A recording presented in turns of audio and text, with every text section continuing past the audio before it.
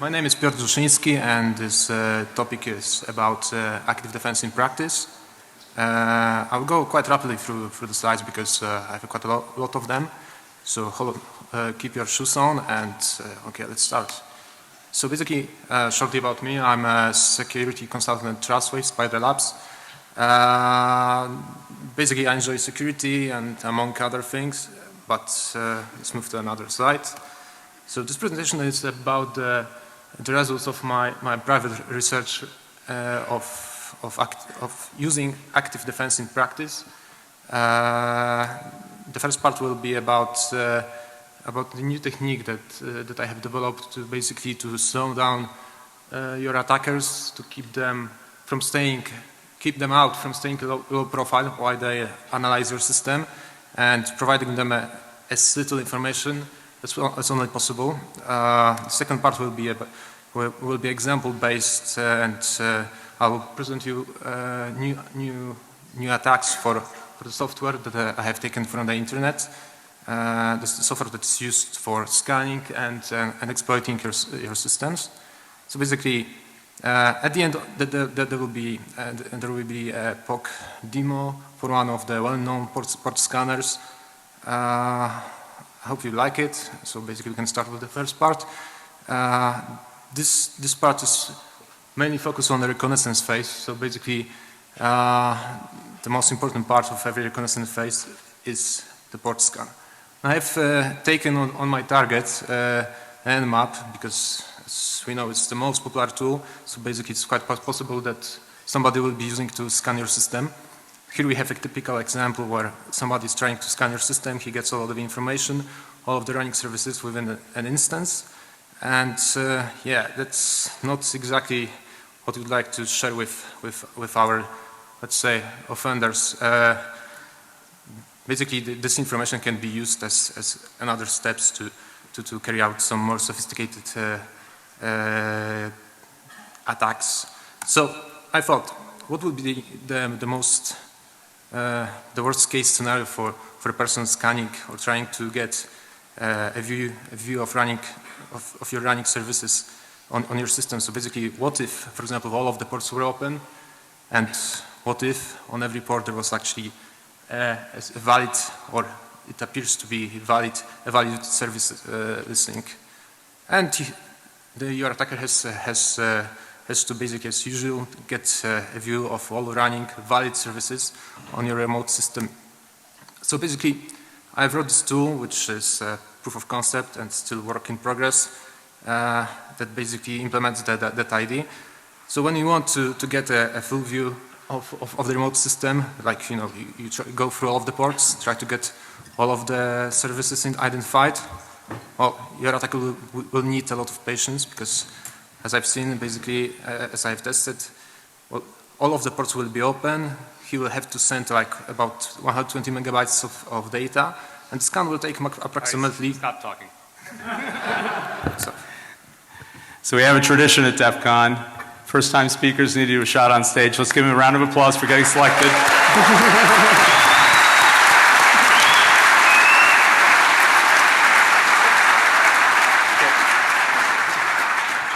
Cheers, everyone. Thanks for coming.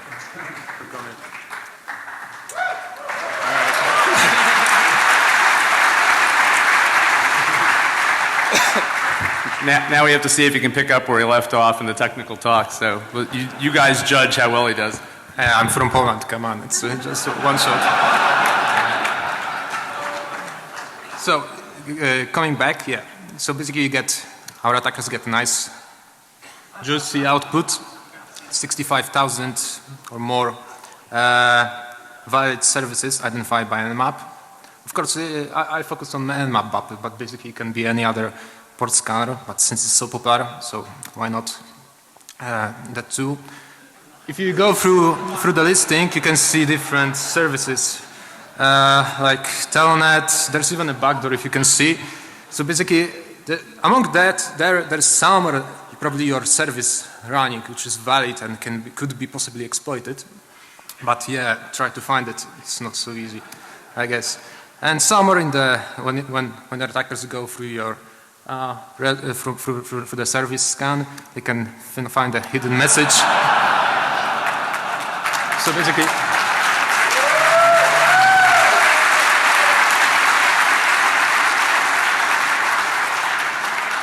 yeah, you can put any ASCII art there. So also the also identification results are a bit strange. For example, you can see that the real operating system was actually Linux 3.2. Here you have like unsure results plus, you know, Unix, Windows, Linux, Solaris. Yeah, you don't know what it is. Additionally, which is actually the second part of the presentation, you can also control certain fields which can help you with exploitation of a particular software. So yeah, Nmap, there are similar results. All of the ports are open, some of them are unidentified. Yeah, so what are the conclusions? Basically, the stealth scans are no longer helpful with this technique, because if all of the ports are open, then basically you can make a connection. If there's an open port, then there's a valid service running, all of them are open. So yeah, also identification is a bit more challenging. Yeah, it also forces your attackers to generate huge amount of traffic. So basically you can easily detect them, or it's easier. Yeah, through service probes, and of course it adds some frustration to your offenders. Some might say that it's a security by obscurity, but as far as if only it works, you know, that is the point. I don't know if you can see the fish there, but it's there. Yeah, so, but I'm sure that also you are thinking like, okay, fine, but I'm sure I can find some kind of bypass. So for that's also the way I was thinking. So basically, answering maybe some of your questions, there's no trivial way to detect false signatures, apart from using some kind of protocol probes. IP fragmentation and other network evasion techniques will not work, because it goes through the kernel to the user space program that I have written. So basically you can use fragmentation for any layer that you want. It will anyhow be assembled at the end. The only thing that will work is actually the full connect TCP DOS, but it's not a mistake in the idea. It's just that every software is actually vulnerable to this.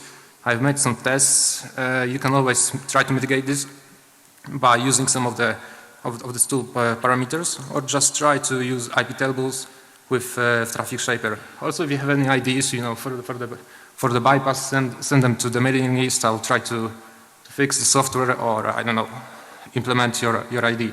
Yeah, just shortly about the port spoof. It's a user space software. It doesn't require any root privileges, no kernel modules. It just binds to one port per instance, and then you later just configure it through IP tables by redirecting some of the ports that you want to, I don't know, spoof to localhost. Yeah, okay. Let's go to the good part, which is practical exploitation of your offender's toolbox. I don't know if you have noticed, maybe the output here is not very clear, but with Nmap you can control certain fields, like for example the version fields, host fields.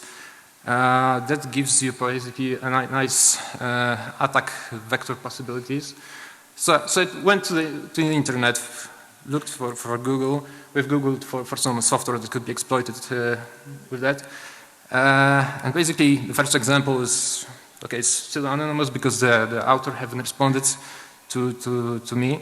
Basically, if you set up on port spoof a particle payload, like on any port, and somebody will use Nmap to scan your system, then generate a report, and basically you are able to inject some of JavaScript code into his browser,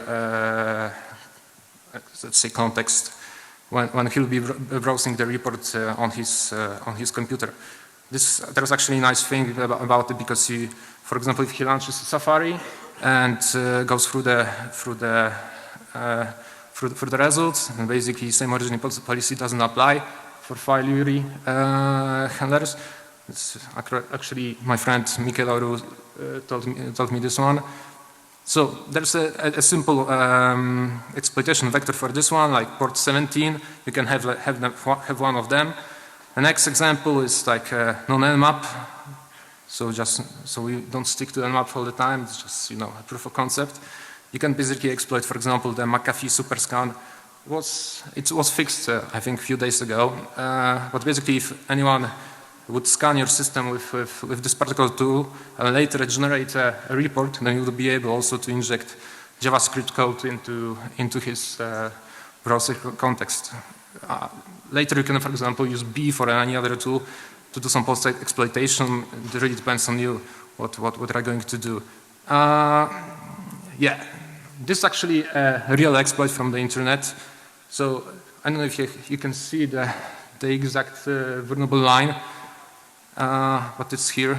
Basically, we control the content of the storage file, which actually is retrieved from one of the ports.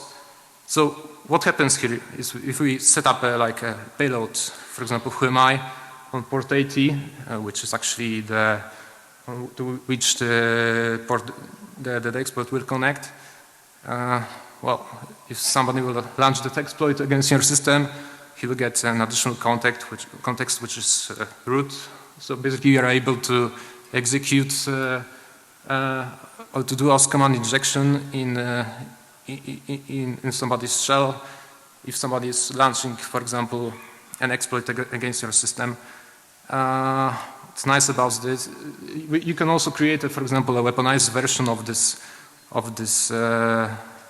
for this payload, but I won't go through all of the details here because I mean, for example, if you want to exploit this particular line that you have evaluation of the file content, and basically you have to go around some issues like you cannot use spaces, you can't use apostrophe. So basically, this should be in the conference materials if you want to use it later. But the result is that basically, if you set up such payload on one of your ports, yeah, next time when somebody will launch the exploit against your system, he won't only get whoami output, but you'll be able to, for example, download his whole root directory. Another example is taken from the autopwn script, which is nice because autopwn scripts go usually through all of the ports. They try to exploit all of the possibilities. So basically, if you have different payloads on every port, some of them might hit that particular vulnerability, and you will be able to exploit your attacker's tool. In this case, we have again, and this is a real line of code. I don't know if you see the vulnerability. It's rather pretty obvious. Yeah, and again, what's a surprise? Whoami will work, which will result in OS command injection again. What you can do with this, and what are the conclusions for the current state of the security tools? Because from what I've seen on the internet in different tools, different scanning software, most of them, not all, but most of them are exploitable with simple payloads, like for example whoami or any other escaping sequences, especially autopwn tools used by script kiddies or I don't know who, but yeah, if they launch the type of script against your system, then basically you can also try to create I named it an aggressive honeypot because you can create a different payloads for every port with different escaping sequences. Then it's up to you which command you will inject. And if you want to find, for example, more vulnerable software, just go to Google, use your Google Jutsu skills. The ones that I found is actually atop of a mountain, ice mountain. I mean, many scripts are vulnerable. You can use just your imagination while creating some payloads. So in this case, I'm sure you'll find something. Yeah, at the end, I wanted to show you a nice proof of concept demo for Nmap official NSE script, which again proves the concept.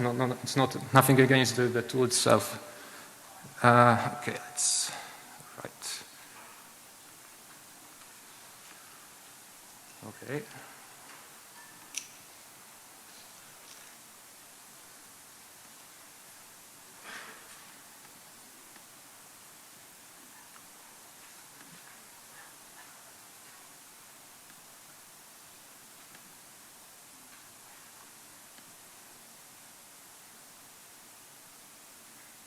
No, something is not right here.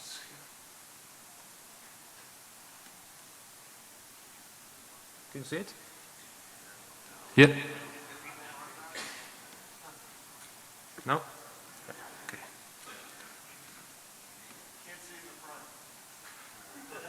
No, really?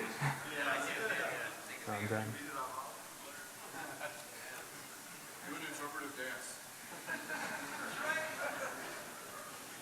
Right. In front here, you can see it.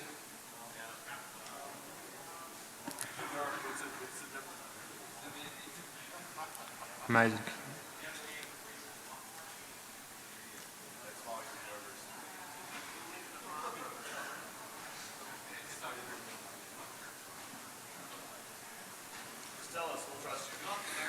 Yeah, okay, then I'll tell you. So basically, first screen, you might see, we set up the port spoof tool along with a meterpreter.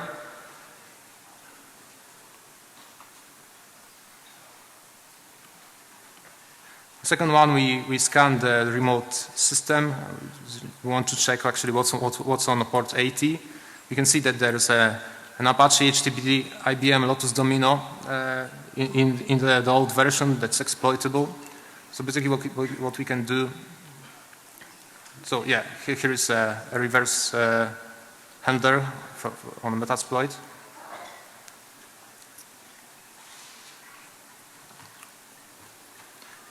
This is the latest Nmap version 6.25.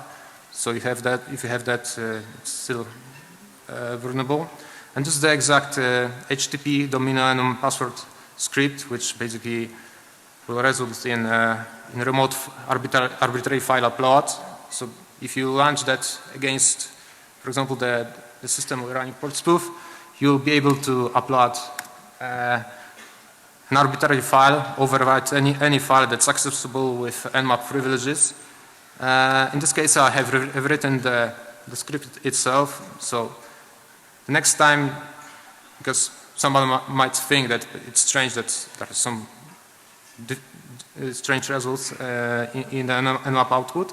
So next time somebody will launch that particular script with the same parameters, yeah, he'll get pwned. You will get a remote reverse meterpreter. So that's here.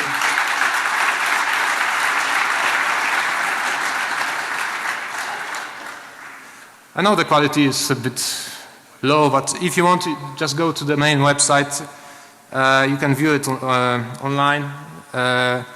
I'll upload it in a second. Sorry for this. I thought it would be visible. At the end, yeah. So yeah, thank you for your time and for coming. Hope you enjoyed it.